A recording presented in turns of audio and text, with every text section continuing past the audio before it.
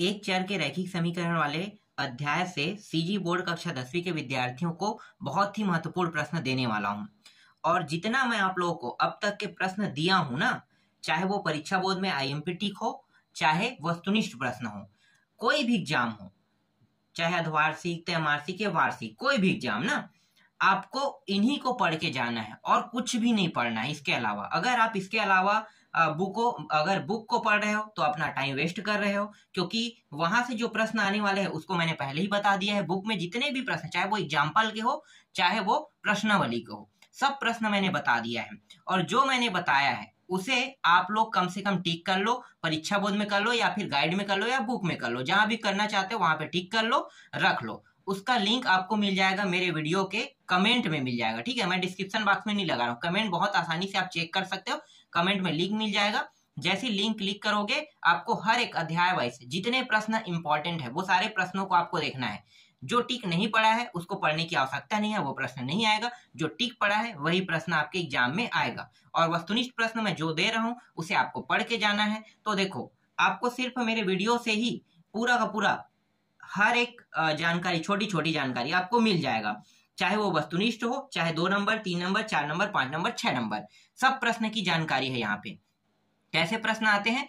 और जब model paper आएगा और जब वार्षिक पेपर भी होता है तो मैं आप लोगों को उसका उत्तर भी बताता हूँ और बताता हूँ कि ये प्रश्न देखो वही वही आया है कि नहीं आया है, क्योंकि पिछले साल भी बताया था मैंने लास्ट में, ठीक है। तो प्रश्न सेट मेरे पास आता है, प्रश्न सेट के माध्यम से मैं आपको बता देता हूँ, ठीक है।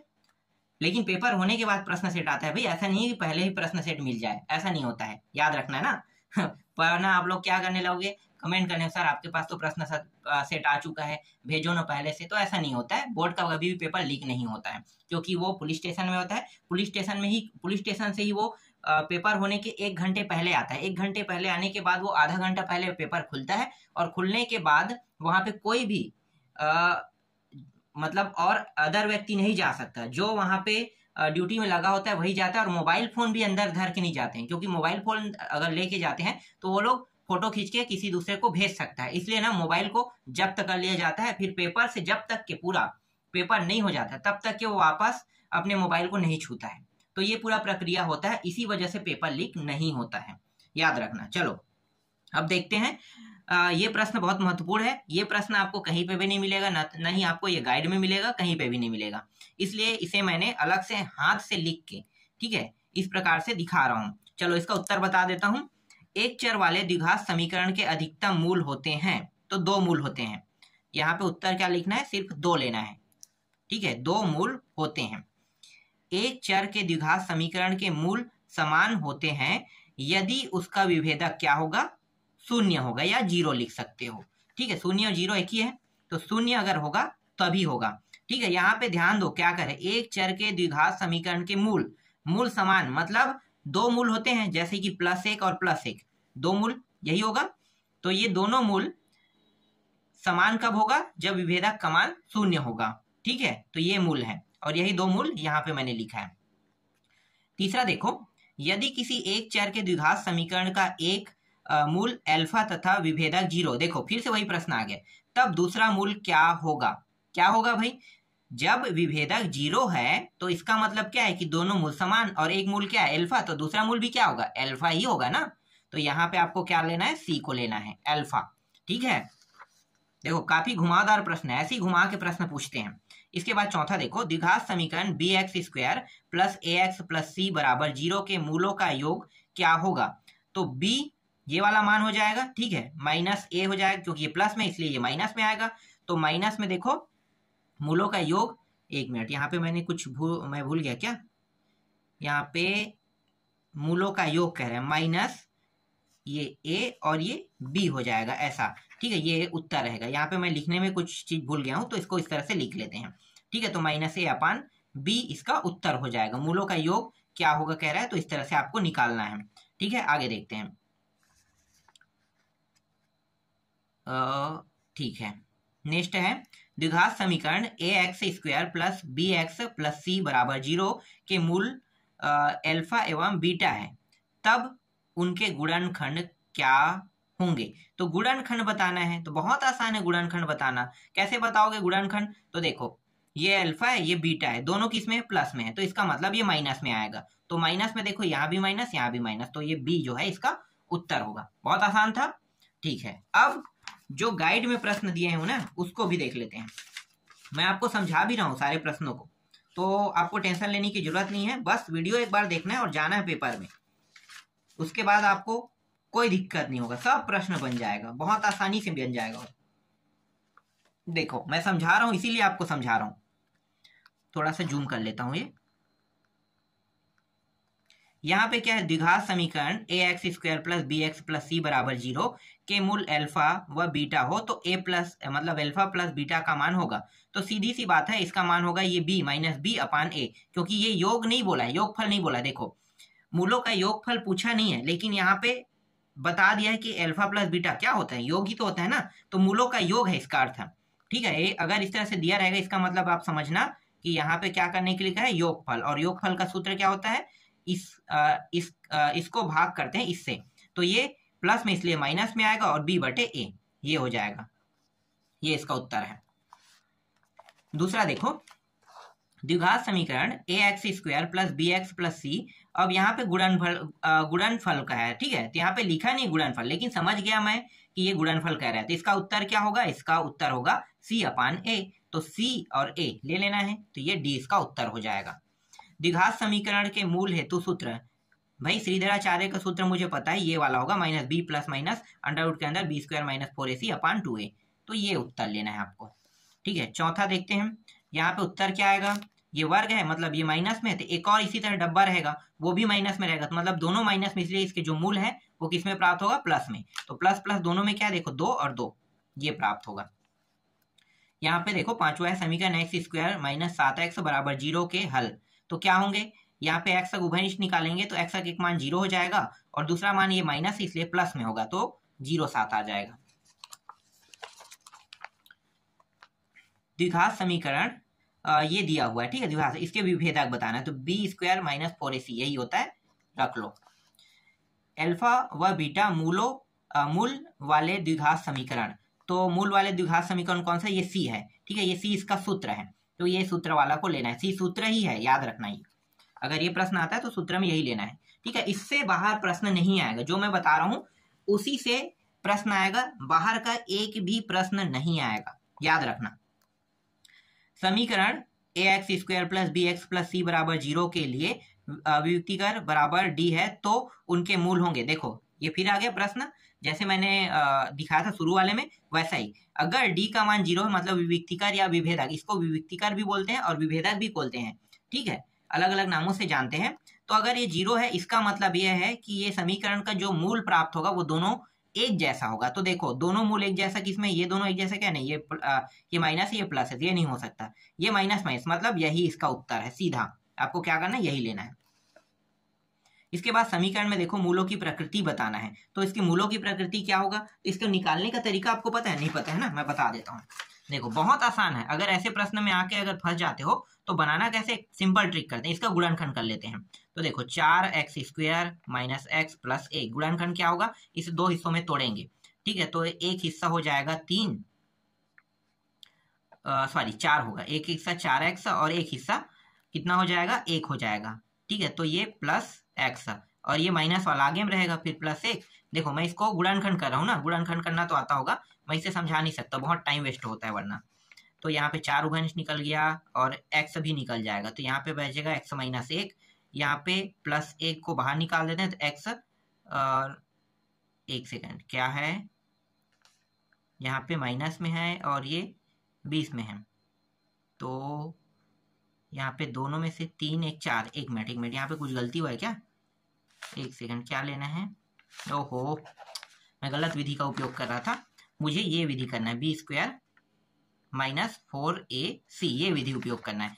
बी स्क्वायर मतलब 1 का वर्ग, तो ये माइनस में माइनस 1, 4 गुणित 4 और गुणित 1, तो देखो ये 1 माइनस 4 चौक 16, तो घटाएंगे कितना आएगा? माइनस 15, तो माइनस में ये 15 आ रहा है मान, देखो माइनस में क्या आ रहा है? 15 आ रहा है, तो माइनस 15 आ रहा है, इसका मतलब ये होगा माइनस में आने के कारण ये काल्पनिक होगा, काल्पनिक, ठीक है, और माइनस में आने के कारण एक सेकेंड, काल्पनिक माइनस में होने के कारण, एक सेकेंड, माइनस में होने के कारण काल्पनिक नहीं होता है, ये होता है काल्पनिक कब होता है, चलो मैं बाद में बताऊंगा इसको। अभी ये काल्पनिक और समान असमान है, लिखना है असमान, ठीक है, काल्पनिक और असमान, क्योंकि ये पूरा मान किसमें आया है, -15 है। अगर जीरो होता ना, इसके हमें ये मान जीरो प्राप्त होता, तो जीरो होता तो ये वास्तविक होता, वास्तविक और समान होता, ठीक है। और प्लस में अगर ये मान प्राप्त हो, जैसे +15, तो क्या होता, +15 होता तो ये वास्तविक होता लेकिन असमान होता, ठीक है। ये ट्रिक है, याद रखना है, इसके 3 ही नियम है।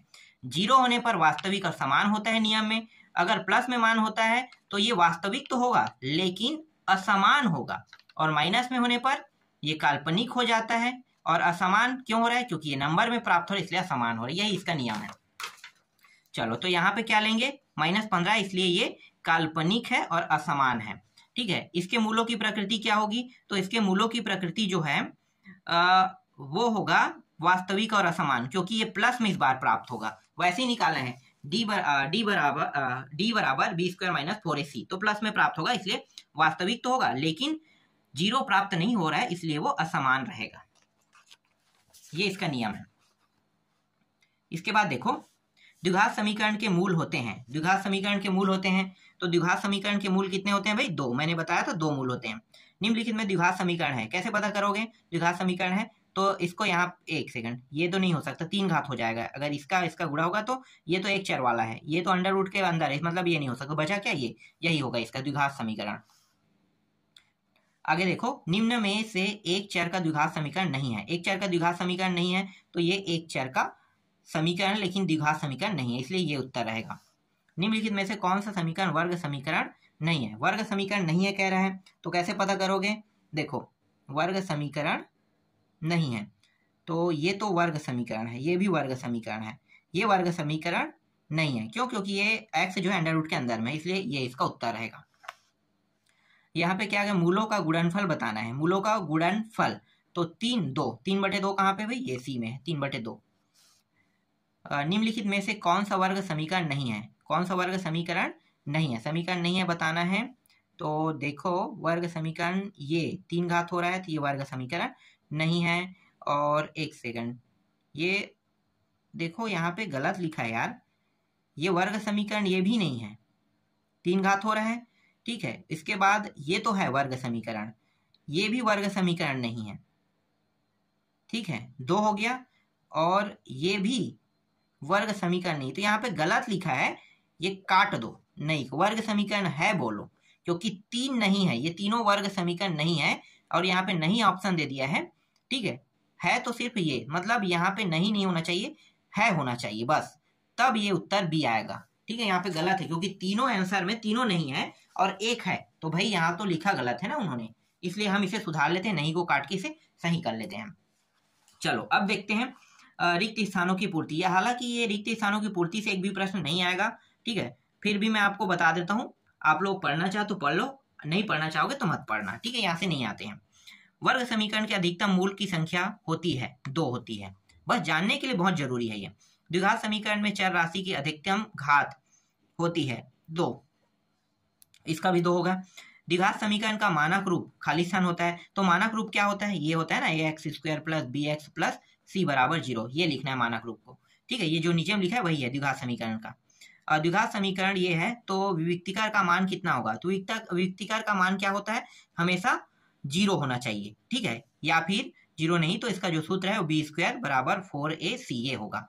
द्विघात समीकरण के हल ज्ञात करने हेतु सूत्र, द्विघात समीकरण के हल ज्ञात करने हेतु सूत्र क्या होता है, श्रीधराचार्य सूत्र, धराचार्य सूत्र, ठीक है, ये लिखना है श्रीधराचार्य सूत्र।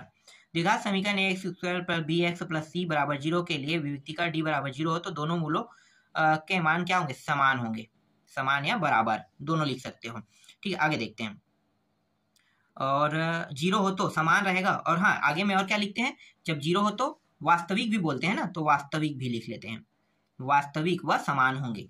यदि 7वां है, यदि द्विघात समीकरण ये दिया है कि विविक्तिकार d का मान धनात्मक हो तो दोनों मूल की प्रकृति क्या होगी, अगर धनात्मक में मान होता है तो वो वास्तविक तो होगा लेकिन क्या होगा, असमान होगा, मान, मैंने आपको समझाया इसे। डी बड़ा है, डी से 0 बड़ा है, द्विघात समीकरण के मूलों की प्रकृति खालिस्तान होगा, तो ये काल्पनिक होगा।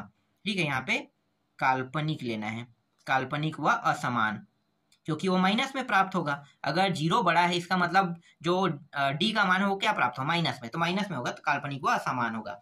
यहाँ पे मूलों का योगफल क्या होगा, उत्तर देखो, ये हो जाएगा -2 और ये हो जाएगा 3, यही इसका उत्तर है।